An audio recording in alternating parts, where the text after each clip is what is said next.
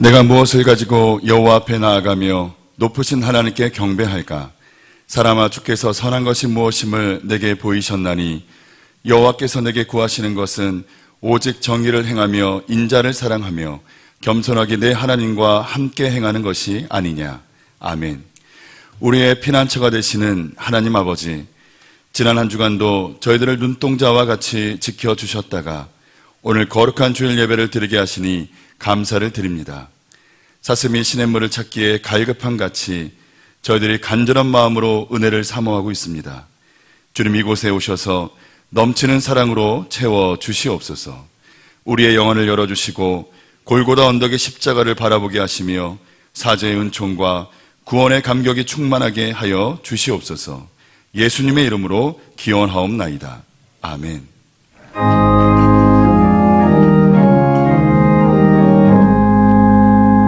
만복의 근원 하나님, 온 백성 찬송 드리고 저 찬사여 찬송하세. 찬송 성부 성자 성령.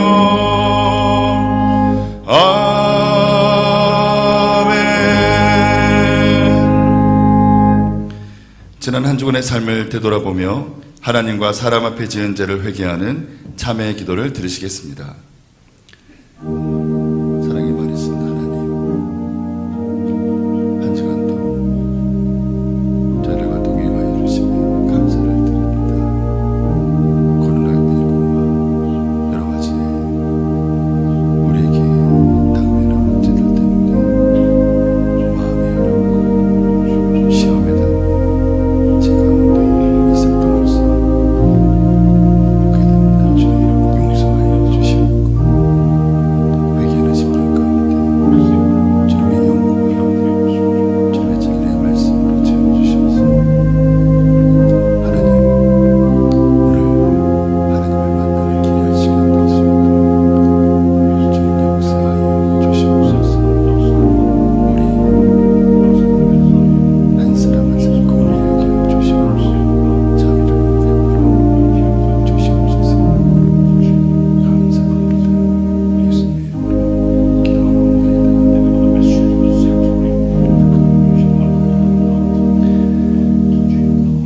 나 곧 나는 나를 위하여 내 허물을 도말하는 자니 내 죄를 기억하지 아니하리라. 아멘. 성시교독은 7번입니다. 하나님이여, 나를 보호하소서. 내가 주께 피하나이다.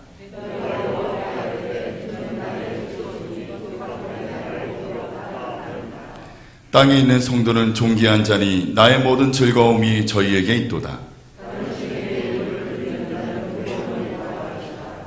여호와는 나의 산업과 나의 잔의 소득이시니 나의 분깃을 지키나이다.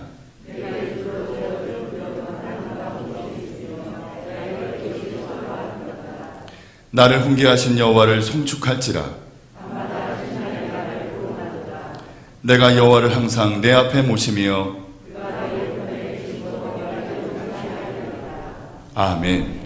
전능하사 천지를 만드신 하나님 아버지를 내가 믿사오며 그 외아들 우리 주 예수 그리스도를 믿사오니 이는 성령으로 잉태하사 동정녀 마리아에게 나시고 본디오 빌라도에게 고난을 받으사 십자가에 못 박혀 죽으시고 장사한 지 사흘 만에 죽은 자 가운데서 다시 살아나시며 하늘에 오르사 전능하신 하나님 우편에 앉아 계시다가 저리로서 산자와 죽은 자를 심판하러 오시리라. 성령을 믿사오며 거룩한 공회와 성도가 서로 교통하는 것과 죄를 사여 주시는 것과 몸이 다시 사는 것과 영원히 사는 것을 믿사옵나이다. 아멘.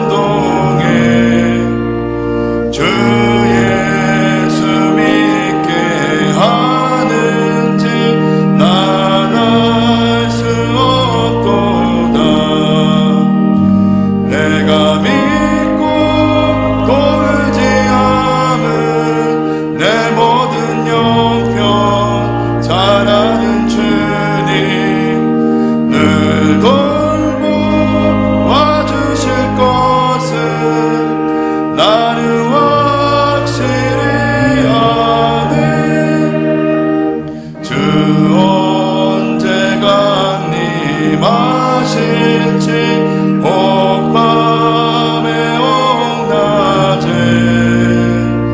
또 주님 만날 그것도 난 알 수 없도다.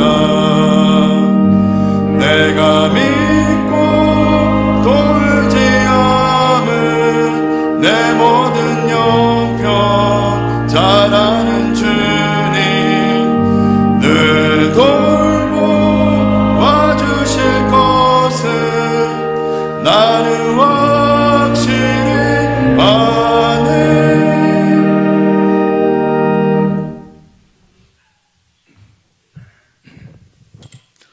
거룩하고 자비로우신 사랑의 아버지 하나님, 함께 하신 은혜에 감사를 드립니다.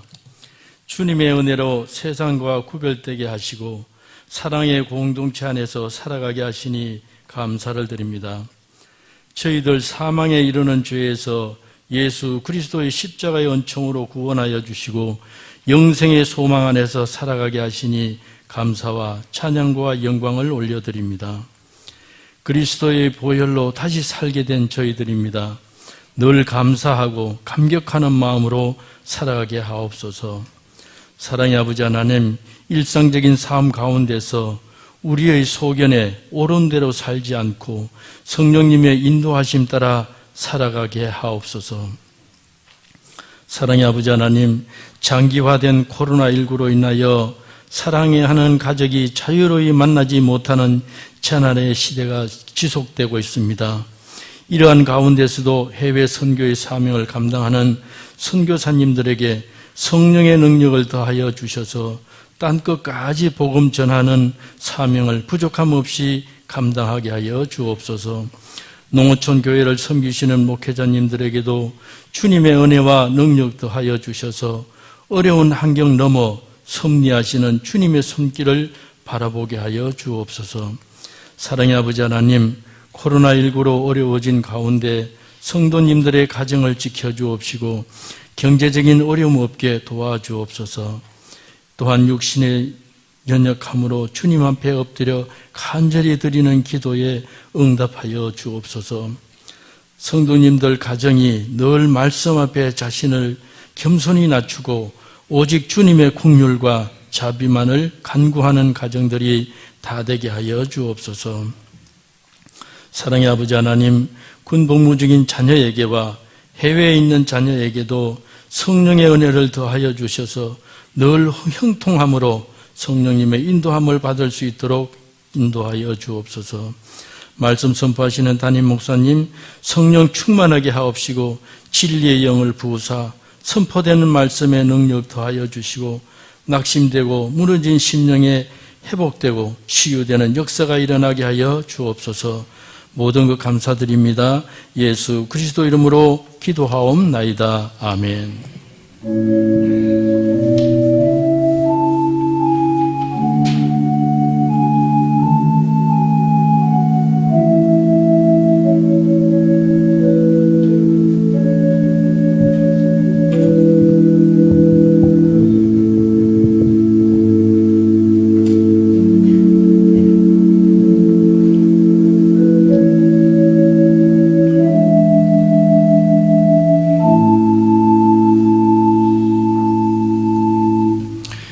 오늘 우리에게 주신 하나님의 말씀은 사무엘상 18장 1절에서 11절까지 말씀입니다. 다윗이 사울에게 말하기를 마침에 요나단의 마음이 다윗의 마음과 연락되어 요나단이 그를 자기 생명같이 사랑하니라. 그날에 사울은 다윗을 머무르게 하고 그 아비의 집으로 다시 돌아가기를 허락지 아니하였고 요나단은 다윗을 자기 생명같이 사랑하여 더불어 언약을 맺었으며 요나단이 자기의 입었던 겉옷을 벗어 다윗에게 주었고 그 군복과 칼과 활과 띠도 그리하였더라. 다윗이 사울에 보내는 곳마다 가서 지혜롭게 행하며 사울이 그로 군대의 정을 삼았더니 온 백성이 합당히 여겼고 사울의 신하들도 합당히 여겼더라.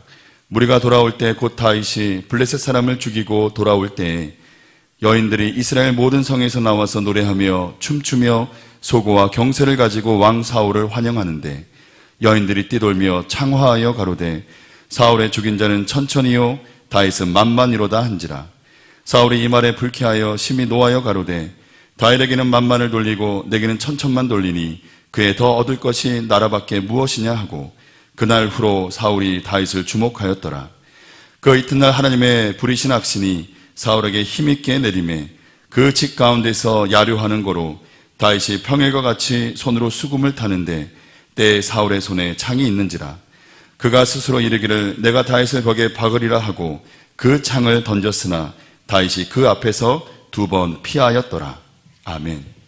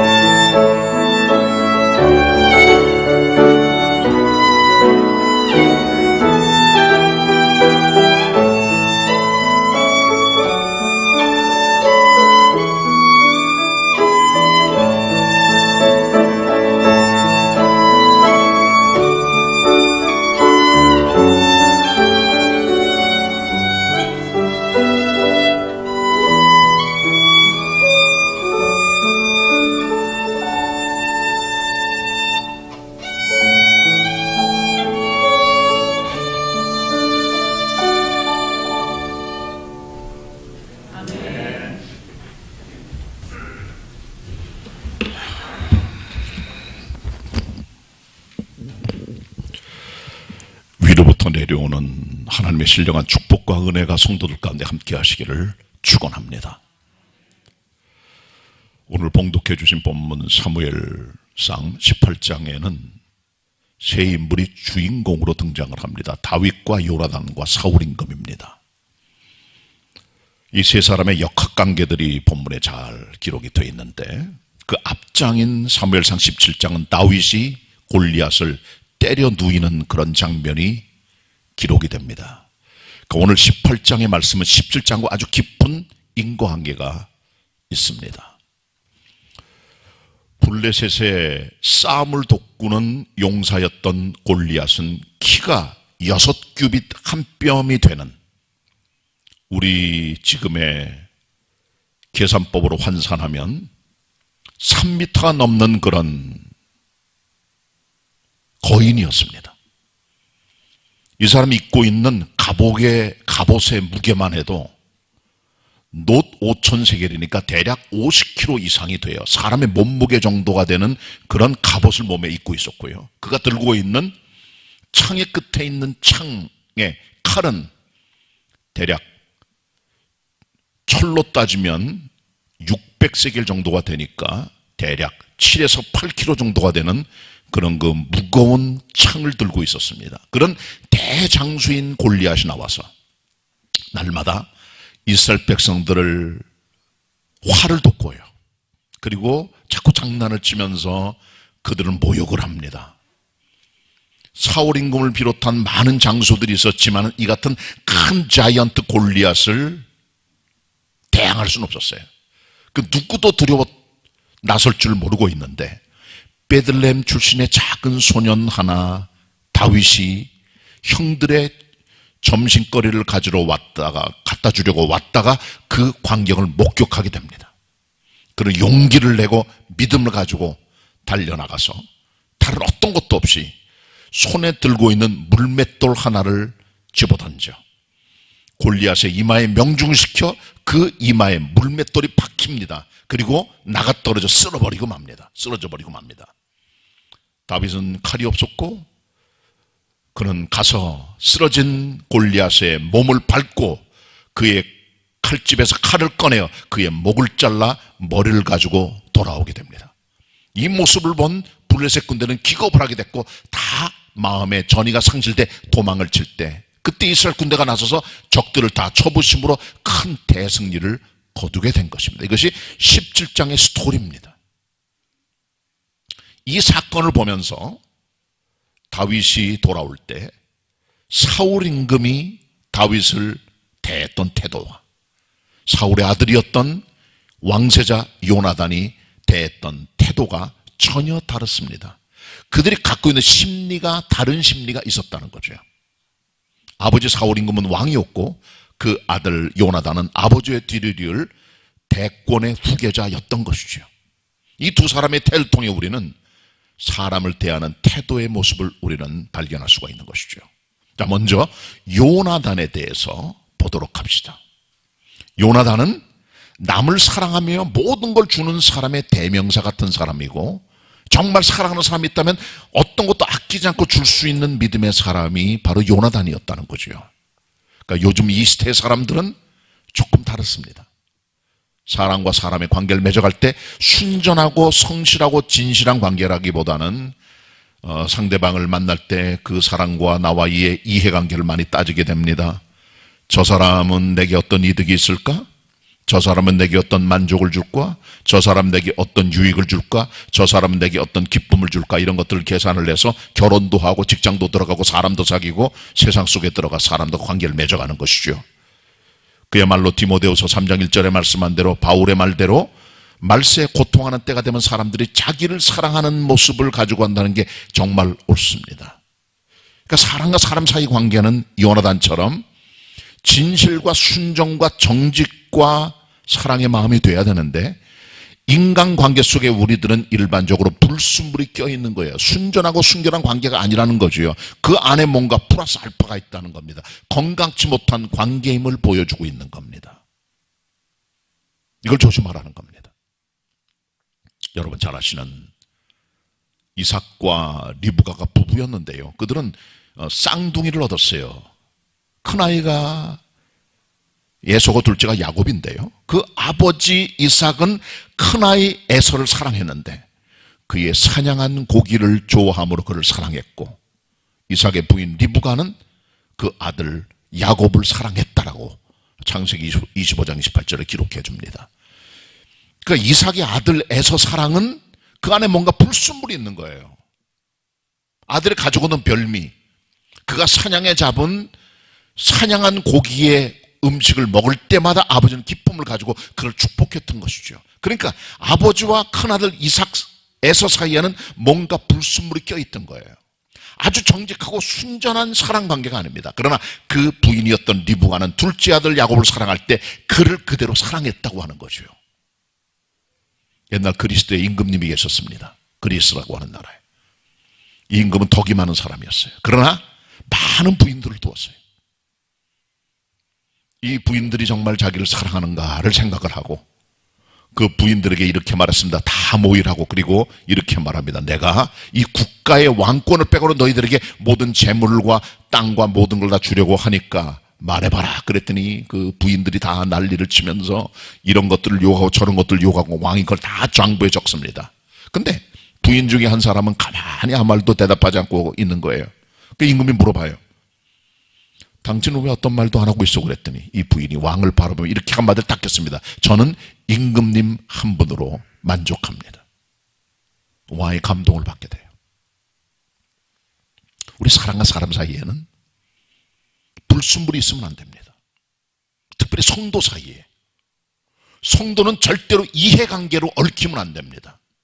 내가 이렇게 하면 저 사람 내게 뭘 줄까? 이렇게 하면 내게 뭐가 돌아올까? 한 표가 올까? 내게 사랑이 올까? 인기가 올까?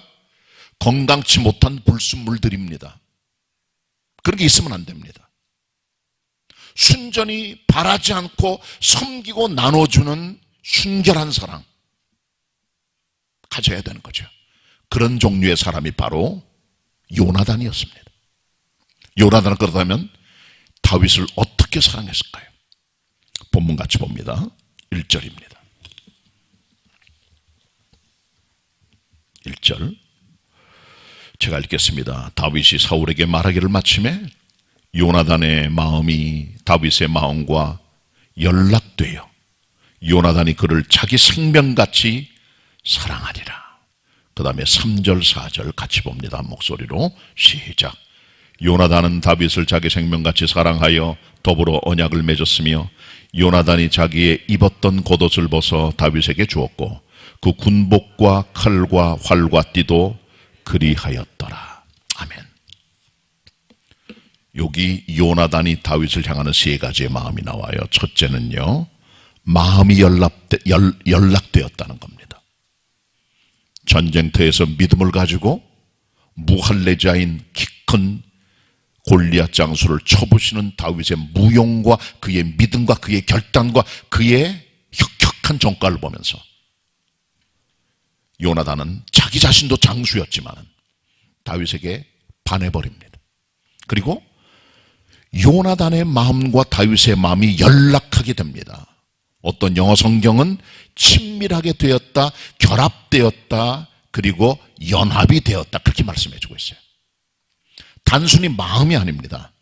어떤 번역본들을 보면 그들의 영이 통했다, 그들의 영혼이 함께 하나가 됐다, 그렇게 번역하는 곳도 있습니다.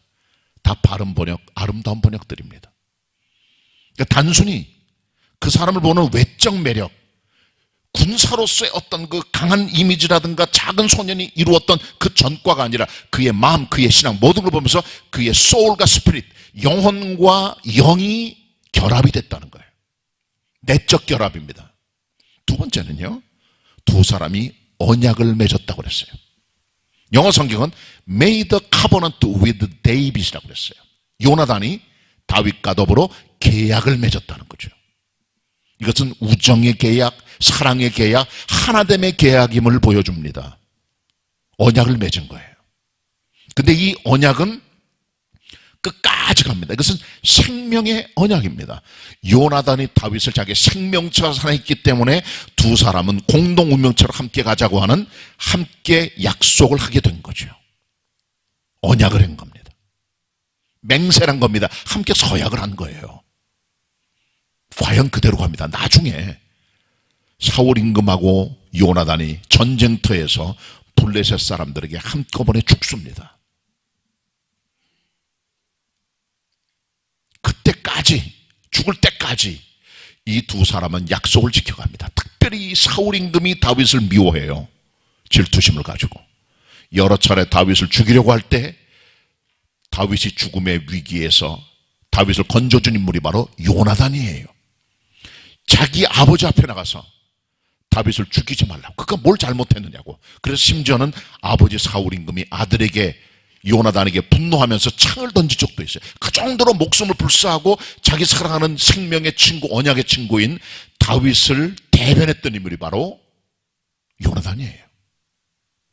그리고 나중에 요나단이 죽고 나서, 사울 임금이 죽고 나서 그 전에 다윗과 요나단이 했던 약속을 다윗이 기억을 해요. 이제 사울 집안은 다 무너졌습니다. 오래전에 둘이 약속한 게 있어요. 요나단이 나는 너의 다음이 되고 내가 분명히 큰 사람 될 줄 아는데 혹시 우리 집안에 이상이 생기면 나를 봐서라도 우리 집안을 선대해다오. 요나단이 죽습니다. 사울도 죽습니다. 사울 집안은 다 무너집니다. 다윗이 왕권을 견고하게 한 후에 옛날 요나단과의 약속을 기억합니다. 사울 집안에 남은 사람이 있느냐? 한 사람이 있습니다. 누구냐? 로드발 암멜의 아들 마길입니다. 그 집에 삽니다. 데려와라. 두려워 떠는 무이보셋에게 왕이 말해요. 내가 내 아버지 요나단과 약속을 인하여 하나님의 은총을 베풀려고 한다. 내 할아버지 사울의 모든 전토를 내가 내게 다 돌려주고 너는 왕자의 하나처럼 내 식탁에서 죽을 때까지 먹고 살자. 그 임금 앞에 요나단이, 그 무이보셋이 왕께서는 어찌 죽은 개 같은 나를 돌아보십니까? 라고 하며 감격하여 왕 앞에 엎드리는 내용이 기록이 됩니다. 둘 다 약속을 지킨 거예요.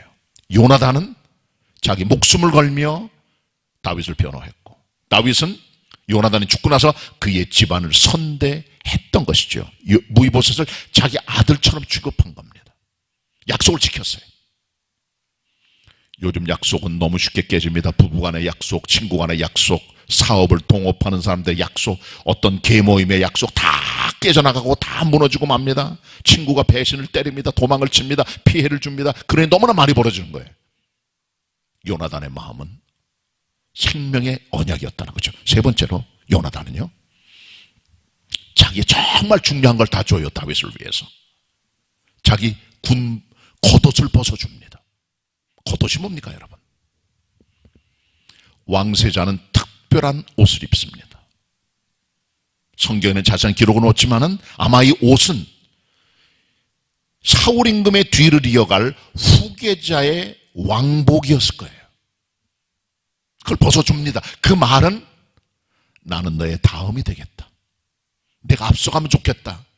내가 나보다 더 잘되는 나는 행복하다라고 하는 요나단의 다윗을 향한 사랑의 마음이었던 거죠.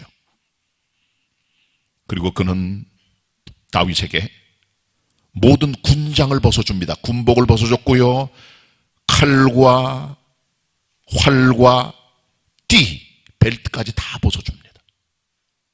고대 근동에는 고대부터 군사적인 동맹을 맺는 국가의 왕들끼리 무기를 서로 교환하는 풍습이 있었다는 거예요.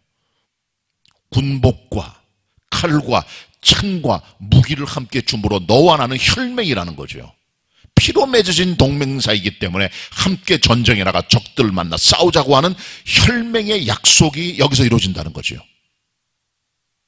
겉옷, 왕권을 상징하는 지위를 그에게 벗어줍니다.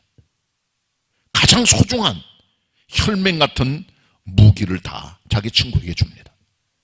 사실 요나단은 모든 걸 다 준 거예요. 그를 축복한 거예요. 여기 요나단의 위대함이 있는 겁니다. 그는 다윗을 대할 때 자기 목적을 위해서 이용한 사람이 아닙니다. 다윗도 마찬가지입니다. 그를 보는 순간 그와 영적으로 통했고 마음이 하나로 연락됐고 언약을 맺었고 다 벗어줍니다. 그만큼 요나단 다윗을 그리스도의 마음으로 사랑의 모든 걸 벗어주게 된 것이죠. 여기 위대함이 있는 겁니다. 여러분, 세례 요한을 보세요. 세례 요한은 예수 그리스도의 길을 예비한 하나님의 종입니다. 주님의 길을 딱 끌어온 그런 사람이에요. 주님의 신들매도 풀지 못할 정도로 자기를 겸비하게 생각했던 세례 요한. 그는 6개월 동안 그리스도의 오심을 외치다가 죽은 사람입니다. 세례 요한이 한 말이 있어요. 그는 흥하여야 하겠고 나는 쇠하여야 하리라. 그리스도는 흥하시고 그는 높임 받으시고 그는 찬양 받으시고 나는 낮아지고 나는 쇠해지고 나는 사라지고 없어지고 멸할 것이다. 실제로 세례 요한은 그 위대한 하나님의 종, 천국에서 이 지상에서 엄마 가운데 난 아이 가운데 가장 큰 하나님의 종이라고 칭찬했던 세례 요한은 그리스도를 위해서 모든 걸 던져버리고 자기는 사라지고 그리스도를 높였던 종으로 만족했다는 거죠. 여기 요나단의 위대함이 있는 겁니다. 요나단의 축복이 있는 겁니다. 사람을 사랑하면요 다 줍니다. 이해관계 없습니다. 바라지 않습니다. 그냥 빌려줍니다. 그냥 나눕니다. 그냥 베풉니다. 축복합니다. 이게 요나단의 순수한 심리학이었다는 겁니다. 위클립 성경 번역 선교회 사역자 가운데 멜란드라고 하는 선교사 부부가 있었어요. 브라질에 들어갔습니다. 브라질엔 인디오들이 살고 있습니다. 그들 들어가기 전에 이 지역은 오래전에 백인들이 한번 확 쓸고 지나갔어요. 그들이 들어와서 여자들을 겁탈하고 뺏어가고 약탈하고 불지르고 재산을 다 뺏어가는 악한 짓을 저질러서 이 백인들에 대한 이미지가 좋지 못할 때 들어가서 그들의 언어로 성경을 번역하고 사역하는 게 쉬운 건 아니었습니다. 그러나 그는 그들에게 들어가 함께 살면서 말씀을 가르치고 그들에게 의술을 베풀고 복지를 위해 애를 많이 쓰면서 단순한 백인에서부터 이 두 선교사의 명칭이 바뀝니다. 존경스러운 백인으로 부르게 돼요.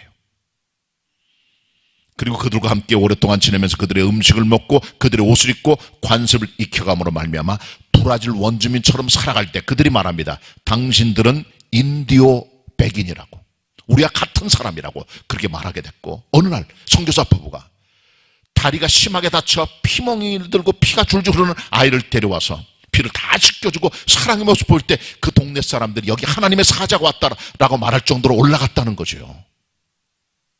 원래 백인들이 브라질에 있는 인디오들에게 들어갈 때는 다 착취했어요. 뺏어가고 모든 걸 이용해 먹고 그들의 모든 걸 약탈해 갔지만 이들이 와서 베풀고 나눠줌을 통해 하나님의 종들의 위상을 올려주고 하나님의 사람으로 인정받는 그런 모습으로 바꿔졌다는 사실을 발견하게 되는 거죠. 요나단처럼 바라지 말고 이해관계 없이 베푸고 나눌 수 있는 순전한 사랑의 사람이 되시기를 바랍니다. 두 번째는 사울 임금입니다. 이 사울 임금은요, 처음에 다윗이 골리앗을 쳐부시고 왔을 때 그때는 굉장히 다윗과 좋은 관계를 맺었습니다. 시작이 정말 좋았어요. 본문 같이 봅니다. 18장 2절입니다. 사무엘상 18장 2절 같이 읽겠습니다. 시작. 그날에 사울은 다윗을 머무르게 하고 그 아비의 집으로 다시 돌아가기를 허락지 아니하였고, 그 다음에 5절입니다. 건너뛰어서 시작. 다윗이 사울에 보내는 곳마다 가서 지혜롭게 행하며 사울이 그로 군대의 장을 삼았더니 온 백성이 합당히 여겼고 사울의 신하들도 합당히 여겼더라. 아멘. 굿 스타트입니다. 시작이 좋은 거예요. 믿음으로 3m 넘는 장수 골리앗을 쳐부시고 온 다윗 볼 때 사울은 그에게 매력을 느꼈을 거예요. 왜? 자기 아들 요나단 또래거든요. 이 큰 승리를 거두고 다윗이 집으로 가려고 했습니다. 다윗 집은 베들레헴입니다. 가지 말라 그래요. 나랑 같이 있자고. 매력을 느낀 거예요.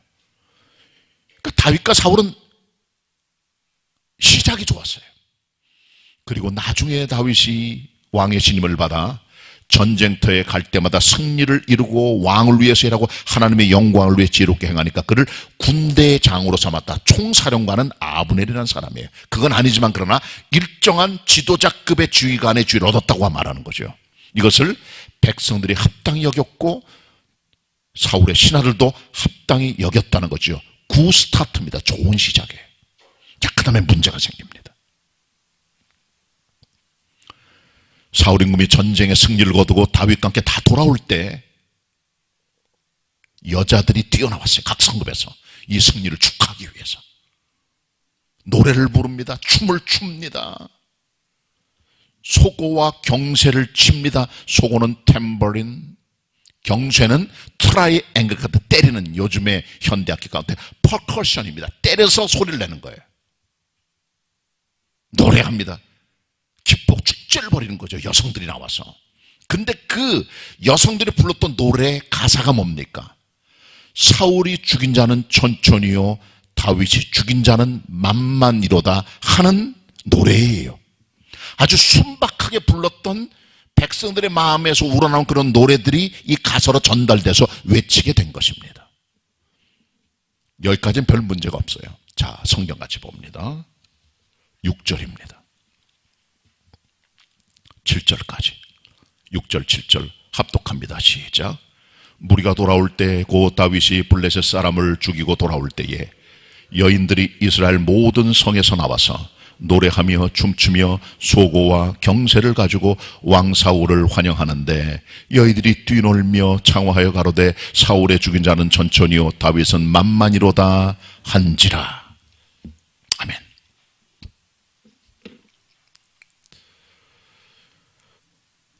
사울이 죽인 자는 천천히요 다윗이 죽인 자는 만만이로다. 중국에서는요 황제 외에는 만자를 쓸 수가 없어요. 만세 만세 만만세라고 하는 말은 천자인 황제한테만 부르는 최고의 영광의 표현입니다. 그럼 왕한테 천세 천세 천천세라고는 안 돼요. 천자는 왕한테 붙이는 게 아니에요. 그러나 왕의 동생인 왕녀들이 있어요. 삼촌들. 그들에게는 천세 천세 천천세까지만 영광을 돌려요. 비슷한 사건이 벌어진 거예요. 자그마한 10대 소년 다윗이 골리앗 쳐부시고 왔습니다. 그 다윗에게 만자를 쓴 거예요. 최고의 영광을 돌렸어요. 그러나 사울 임금 당시의 절대 주권자 왕인 사울에게는 천천을 돌린 거죠. 쉽게 말하면 지지율이 반등이 된 겁니다. 다윗은 무명의 베들레헴의 목자입니다. 갑자기 젊은 아이가 떴습니다. 지지율이 팍 치고 올라갑니다. 다윗은 이 사울은 꼬꾸라집니다. 천천히 된 거예요. 백성들의 노래 속에는 어떤 야심이나 밀란이 벌일 조짐이 있거나 왕을 내려오도록 하는 그런 의도는 아니었어요. 그러나 순수하게 전쟁에 승리한 다윗을 노래한 겁니다. 여기 문제가 생긴 거예요. 지금 대선 주자들 지지율이 나오잖아요. 이재명 씨 몇 프로, 윤석열 씨 몇 프로, 이낙연 씨 몇 프로, 서울시장 박영선 씨 몇 프로, 우상호 씨 몇 프로, 나경원 씨 몇 프로, 오세훈 씨 몇 프로 다 나옵니다. 서울시장, 그다음 부산시장 다 이렇게 지금 지지율이 다 나와요. 조사하는 기간마다 다 달라요. 오르락내리락 합니다. 올라갔던 사람이 내려가기도 하고 내려가서 올라가기도 하는 거죠. 일단 사울 임금은 대단한 임금입니다. 겸손한 사람이었어요. 원래 블레셋 군대 쳐부셨습니다. 아말렉도 쳐부셨습니다. 실수한 것도 있지만 그러나 백성들에게 인정받는 하나님의 종이었습니다. 그러나 그 사람이 어느 날 만만의 영광이 천천의 영광으로 지지율이 뚝 떨어진 거예요. 반면에 다윗은 갑자기 나온 젊은 애가 탁 올라가 버린 거죠. 신인 주자가 올라간 거예요. 다윗은 왕 되고 싶은 마음 아무것도 없습니다. 그러나 하나님께로부터 미리 비밀리에 머리 기름을 받아서 왕이 되리라고. 이미 그 전에. 그러나 다윗은 인위적인 생각 아무것도 없습니다. 그냥 하나님의 뜻만 바라보고 기다리고 있는 거예요. 이렇게 역전사태가 벌어지게 된 거죠. 이때 사울이 어떻게 반응합니까? 이게 중요한 거예요. 여기서 모든 불행이 시작되는 겁니다. 인간의 작은 마음속에 있는 그 생각 하나가 인생을 완전히 뒤바꿔버리고 이스라엘 역사를 뒤집어버린 역사를 만들어가는 일이 벌어지게 된 겁니다. 한 사람의 마음이 중요한 거예요. 본문 같이 봅니다. 8절부터 보도록 하겠습니다. 8절 9절만 보죠. 8절 9절 같이 읽습니다. 시작. 사울이 이 말에 불쾌하여 심히 노하여 가로되 다윗에게는 만만을 돌리고 내게는 천천만 돌리니 그에 더 있을 것이 나라밖에 무엇이냐 하고 그날 후로 사울이 다윗을 주목하더라. 사울이 다윗을 봅니다. 젊은 애 자기 아들 또래예요. 백성들이 다윗에게 만의 영광, 자기에겐 천의 영광을 돌립니다. 불쾌합니다. 영어에서 displeased, 기뻐하지 않았다. 사울 임금이. 그리고요, 크게 분노했다. very angry. 그리고 이 아이가 얻을 게 나라밖에 없구나 이제. 다윗을 그때부터 경쟁 상대로 생각하는 거예요. 이 여인들의 노래가 자존심에 손상을 가져온 거예요. 이 사울 임금에게는. 스타일이 다 구긴 거예요. 쉽게 말하면. 그리고 이때부터 사울 임금이 다윗을 주목하였다고 그랬어요.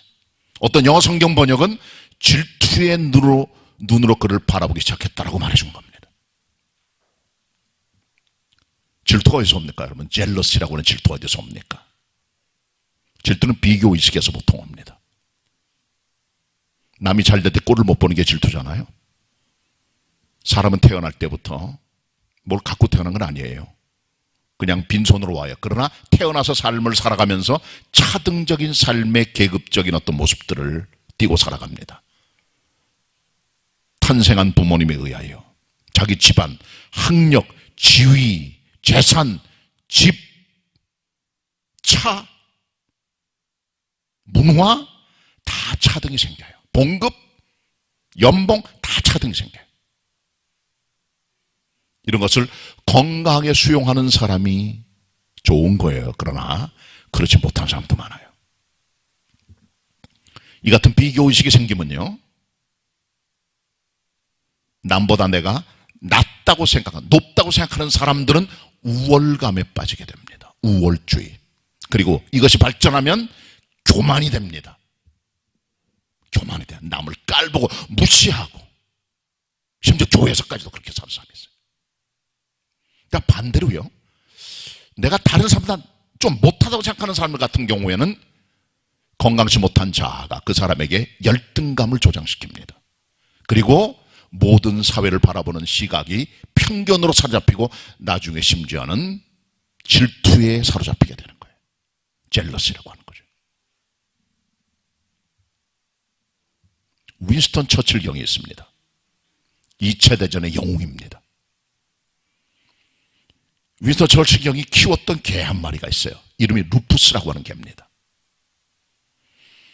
윈스턴 처칠 경이 여행이라든가 공부 때문에 어디 갔다 오다가 런던의 역에 딱 내리면 비서가 그 개를 데리고 와요. 그러면 개가 제일 먼저 윈스턴 처칠 경 자기 주인한테 달려가는데, 어느 날 윈스턴 처칠 경이 역에 딱 내렸는데 그 개가 오면서 윈스턴 처칠 경한테 가는 게 아니라 그 옆에서 있는 노르만이라고 하는 사람한테 갔어요. 윈스턴 처칠 경이 노르만을 싹 째려봅니다. 이 노르만 사람은 윈스턴 처칠에 자주 갔던 그 집안에 관계 있는 어떤 사람인데 자주 가서 개를 사랑해 줬어요. 윈스턴 처칠은 공부로 바쁘게 다니고, 그러니까 그 사람한테 간 거예요. 왜? 밥도 주고 사랑해 주니까. 그리고 윈스턴 처칠이 자기 개를 좋아했던 노르만에게 딱 한마디 합니다. 자네 앞으로 우리 집에 오지 마. 그 위대한 정치가, 영국의 수상이 개 한 마리 때문에 질투를 느꼈다는 게, 이거 우리 인간의 마음이에요. 이거 우리의 마음입니다. 다윗은 애예요. 전쟁에 승리했지만 아무 기반도 없어요. 베들레헴 출신의 작은 목자입니다. 근데 그 아이한테 경쟁의식을 느낀 거예요. 건강하지 못한 자아입니다. 요 같은 마음에 뭐가 틈타느냐? 이 마귀가 틈타는 거예요. 이게 문제가 됩니다. 결국 마귀가 틈탐으로 살인의 마음을 갖게 되는 거예요. 사울 임금이. 본문 조금 더 봅니다. 10절 11절 같이 읽겠습니다. 10절 11절 한 목소리 읽습니다. 시작. 그 이튿날 하나님의 부르신 악신이 사울에게 힘있게 내림에 그가 집 가운데서 야료하는 거로 다윗이 평일과 같이 손으로 수금을 타는데 때에 사울의 손에 창이 있는지라 그가 스스로 이르기를 내가 다윗을 벽에 박으리라 하고 그 창을 던졌으나 다윗이 그 앞에서 2번 피하였더라. 아멘. 사람이요, 비교의식 갖고 질투심이 생기면 그 안에 공간이 딱 생겨요. 스페이스가 생기는 거죠. 그 공간이 뭐냐? 허한 공간, 어둠의 공간이 생겨요. 그때 하나님 부리신 악신, 하나님 보내신 건 아니에요. 하나님 부리시는 악한 신이 그때 딱 들어와서, 마귀에 의하여 딱 들어와서 사울의 마음을 딱 사로잡게 되는 겁니다. 악신이 임하니까, 이 악신은 영어 성경 evil spirit이라고 했어요. 악한 영이 들어왔어요. 그러면서 야료했다. 아주 힘든 표현이죠. 10절에 보면 야료. 이 야료란 말은 예언했다, 헛소리했다, 환경에 빠져서 이상한 말을 했다, 그런 거죠. 귀신이 많으니까 사람이 좀 몽롱해진 거예요. 그때 옆에 딱 보니까 창이 있는 거예요. 자기 집에 와서 자기의 기쁨을 주었던 이 다윗은 뮤지션입니다. 수금을 타는 사람이에요. 왕을 위해서 수금을 타고 있을 때 창을 그에게 던집니다. 2번이나. 그러나 다윗은 피합니다. 살인하려고 한 거예요. 자, 보세요. 불쾌감, 비교의식, 지지율의 하락, 분노, 질투심, 악신의 임함, 살인까지 가는 거예요. 갖고 있는 질투심이 점점 자라 살인까지 가는 사망으로 가는 역사를 만들어내는 게 인간 마음에 있는 이 질투의 마음이라는 거죠. 얼마나 무서운 겁니까, 여러분? 그 다음 여러분, 어떻게 우리의 질투심을 컨트롤할 수 있을까요? 2가지입니다. 첫째는요, 나의 나다움을 수용하셔야 돼요. 사람이 100% 질투라든가 비교의식으로부터 자유할 수는 없어요. 우리는 껍데기에 몸을 입고 있는 존재다 보니까 남을 의식하고 살아갑니다. 저 사람 나보다 잘 사는구나, 저 사람 나보다 괜찮구나, 나는 그러지 못하구나 느끼지만, 그러나 그 비교의식의 농도를 50%, 30%, 20%, 10%까지 내려가야 돼요. 그리고 우리 안에는 건강한 자아가 형성돼. 그게 무엇입니까? 하나님께서 내게 주신 나다움을 찾는 겁니다. 자기 수용이에요. 아, 나는 집안이 이렇구나, 난 여기까지 와 있구나, 내 믿음, 내가 다 이거구나. 그걸 일단 받아들이는 자기 수용의 자기화, 이게 중요합니다. 그래야 비교의식보다는 하나님께서 내게 준 나다움을 찾아 나가는 게 정말 중요해요. 이게 잘못되면 사람이 어둠의 영에 사로잡혀서 질투심에 들어가거나 자살하거나 완전 자기를 포기하는 삶으로 가게 되는 거죠. 그 또 하나가 있어요. 그것은 바로 축복하는 겁니다. 사울은 어른이잖아요. 다윗은 애고 축복해야 됐어요. 그 아이를 처음에는 사랑했어요. 자기 집에 있으라 그랬어요. 고향 가지 말라 그랬어요. 자기를 위해서 음악을 타는, 수금 타는 연주자로 만들었어요. 그런 걸 사랑하지 못합니다. 축복하지 못해요. 경쟁 대상으로 생각합니다. 여기 문제가 있는 거죠. 요나단의 마음으로 축복하는 자세가 중요합니다. 어떤 100년 동안의 집안의 가업을 이어간 가게 주인 하나가 100년 동안의 전통을 따라 가게를 잘 운영하고 있는데, 그 앞에 시대 환경 변화에 따라서 큰 마트가 들어왔어요. 체인점입니다. 이 사람 생각합니다. 이제 죽었구나, 난 끝났구나, 우리 집안 무너지는구나, 가게는 다 끝나겠구나. 증오와 질투심이 생깁니다. 어떻게 이런 일이? 밤잠도 잘 안 오고요. 믿음의 선배를 찾아가요. 어떻게 하면 좋겠습니까? 우리 가게 망하게 생겼습니다. 옆에 마트가 들어왔습니다. 우린 끝나게 생겼습니다. 선배가 말합니다. 자네 그리스도의 마음으로 그 마트를 가. 하루에 한 번씩 돌면서 그 마트를 축복해. 그리고 돌아와서 자네 가게를 축복해봐. 역사가 만들어질 거예요. 이 사람이 그 선배의 말을 듣고 큰 마트에 갑니다. 아침마다 한 바퀴를 빙 돌면서 그 마트를 축복합니다. 그 다음에 자기를 축복합니다. 6개월이 지납니다. 선배를 찾아갑니다. 선배는 기뻐해 주십시오. 무슨 일 발생했는가? 그 마트를 제가 사게 됐습니다. 기적적으로. 저도 왜 그렇게 된다 잘 모르겠습니다. 그리고 지금 불경기가 호경기로 바뀌게 되고 손님이 몰려옵니다. 경쟁 상대, 불편한 관계 축복하세요. 그걸 위해 기도하세요. 기적이 나타납니다. 열매가 나타납니다. 질투심이 사라집니다. 순전한 마음으로 가득 차게 되는 것입니다. 말씀 정리합니다. 작은 마음속에 있는 비교의식과 질투심이 사람을 살인까지 끌고 가는 심리가 있는 겁니다.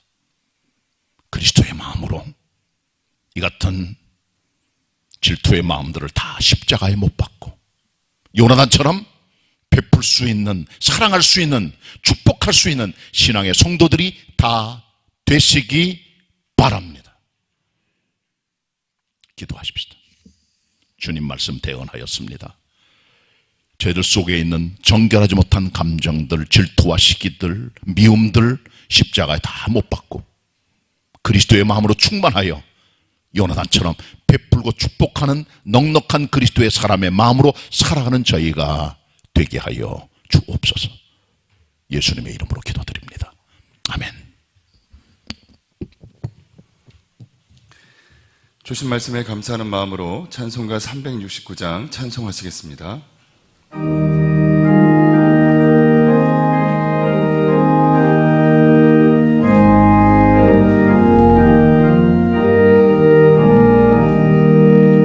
내 마음과 정성을 다하여서 주 너의 하나님을 사랑하라. 내 몸을 아끼고 사랑하듯 형제와 이웃을 사랑하라. 주께서 우리에게 명하시니 그 명령 따라서 살아가리. 널 미워 해치는 원수라도 언제나 너 그렇게 사랑하라. 널 핍박하는 자 위에서도 진실한 마음으로 복을 빌라. 주께서 우리에게 명하시니 그 명령 따라서 살아가리. 나 항상 주님을 외방하고 형제를 억울하게 괴롭혔다. 이러한 죄인을 사랑하사 주께서 몸버려 죽으셨다. 속죄의 큰 사랑 받은 이몸 생명을 다 바쳐 충성하리.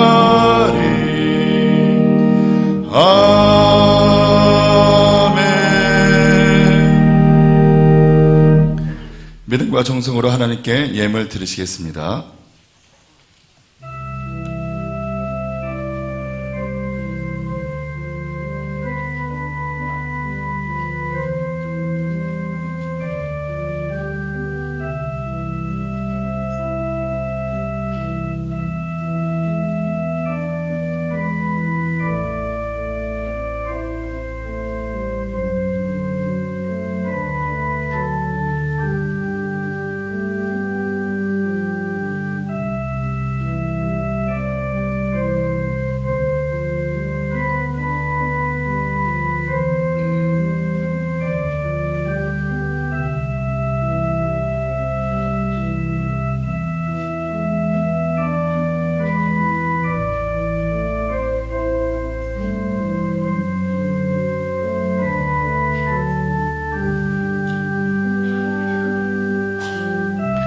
다 같이 일어나셔서 봉헌 찬송 하시겠습니다.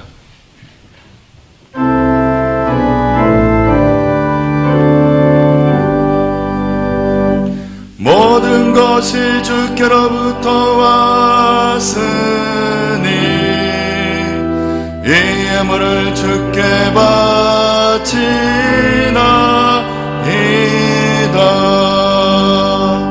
아멘.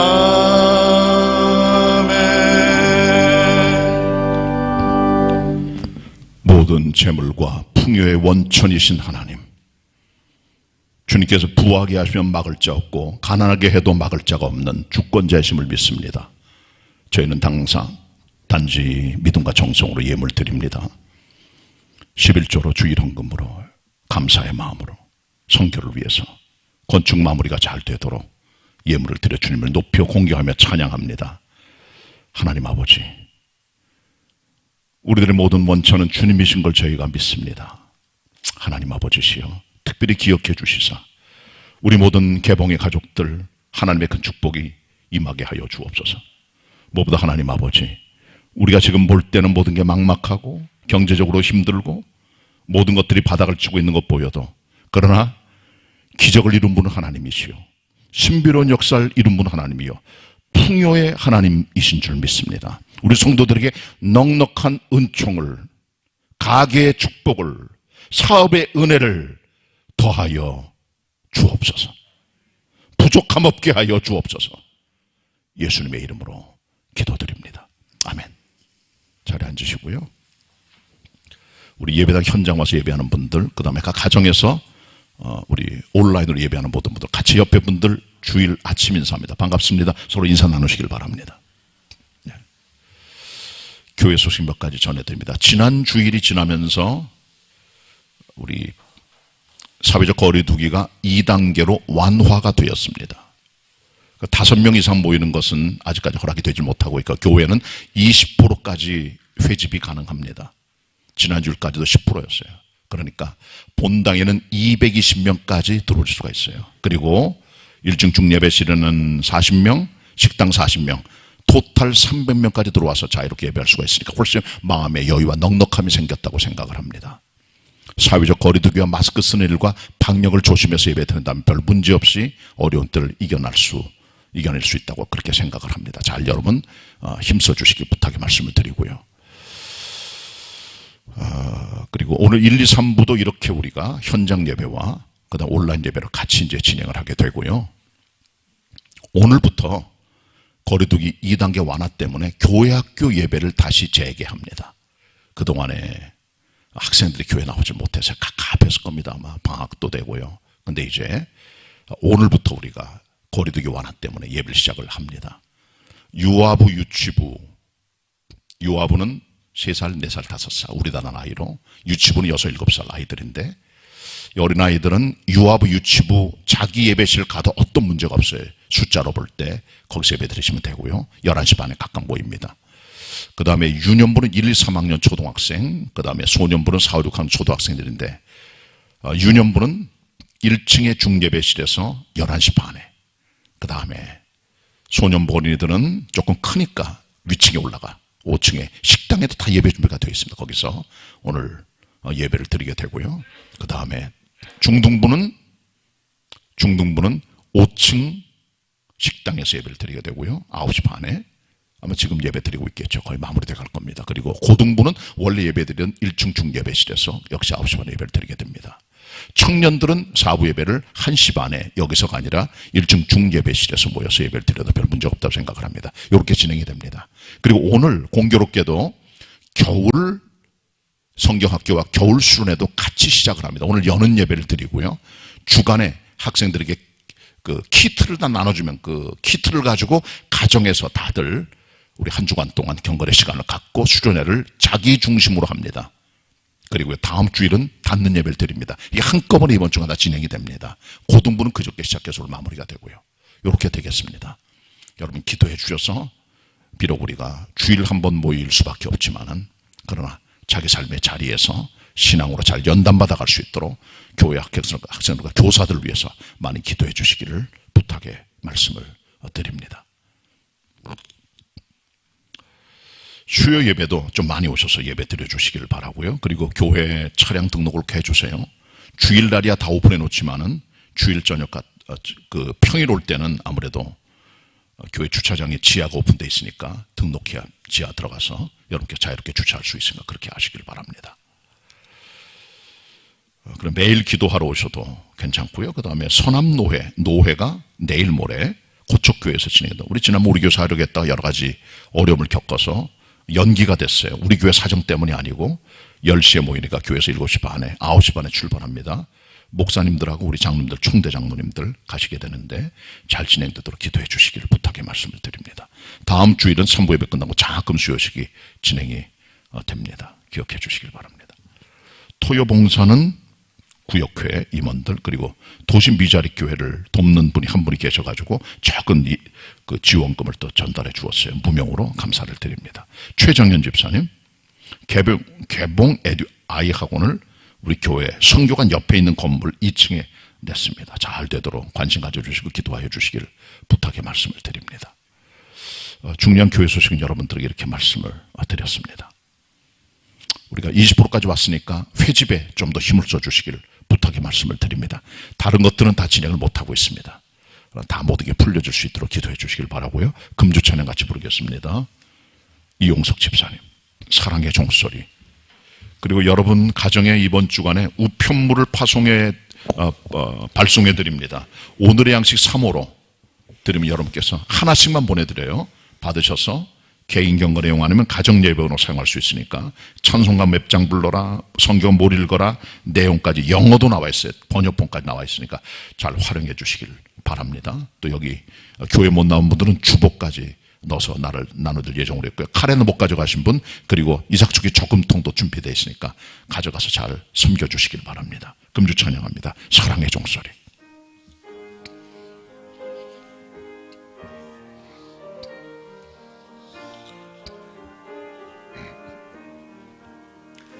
주께 두 손 모아 비나니 그 신 은총 베푸사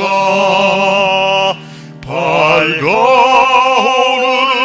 이 아침을 환히 비춰주소서. 오 주 우리 모든 허물을 보혈의 피로 씻기. 조금 빨리 칩니다. 조금 빨리 쳐서 반주. 하나님 사랑 안에서 행복을 갖게 하소서. 서로 믿음 안에서 서로 소망 가운데 서로 사랑 안에서 손잡고 가는 길.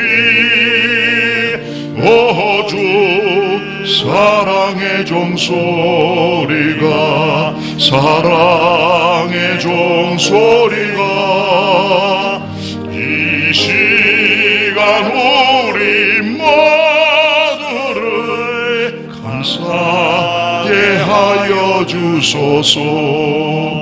우리가 잘 아는 사랑의 노래입니다. 사랑의 종, 사랑의 향기. 일어나셔서 2절 부르시겠습니다.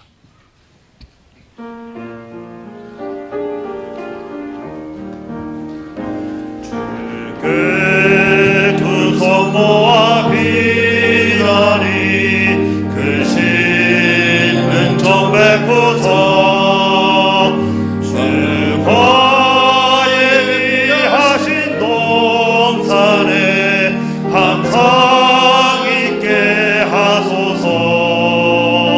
오 주 우리 맘의 새빛이 어두운 밝게 하시오. 진리의 말씀 안에서 늘 순종하게 하소서.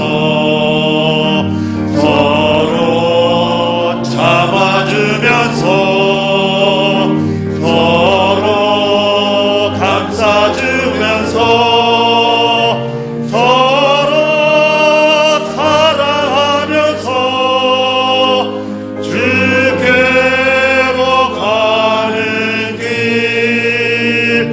오 주